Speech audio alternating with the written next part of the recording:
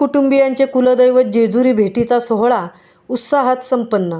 उरणमधील कोटगाव व पांजे गावामधील भोईर कुटुंबीय दिनांक 26 जानेवारी शुक्रवार ते 28 जानेवारी रविवार या कालावधीत भोईर कुटुंबियांचे कुलदैवत घेऊन प्रथम महडच्या श्री वरदविनायकाचे दर्शन घेऊन कारल्याची आई श्री एकविरा देवीच्या पायथा मंदिरात कुलदैवत भेटवून श्री क्षेत्र तुळजापूर येथे तुळजाभवानी मातेचे दर्शन घेऊन अक्कलकोट येथील स्वामी समर्थांचे दर्शन घेऊन जेजुरी गडावर पहाटे श्री मल्हार मार्तंड खंडोबाचे दर्शन व अभिषेक घालून जुन्या कडेपठारावरील मल्हार मार्तंडांचे दर्शन घेऊन गडावरून खाली आल्यावर अंबाबाई मातेचा व खंडोबा देवाचा गोंधळ व जागरण घालण्यात आला.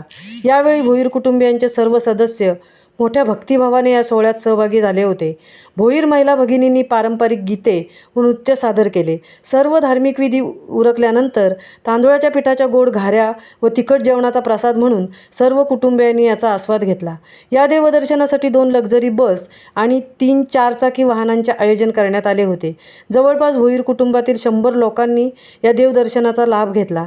सर्व प्रवास, धार्मिक विधी व इतर काही जेजुरी दर्शन सोहळ्यातील जबाबदाऱ्या पार पाडण्यासाठी तसेच हा सोहळा भक्तिमय असला तरीही आनंदी व बहारदार होण्यासाठी सर्व भोईर कुटुंबियांच्या महिला व पुरुष सदस्यांनी मेहनत घेतली.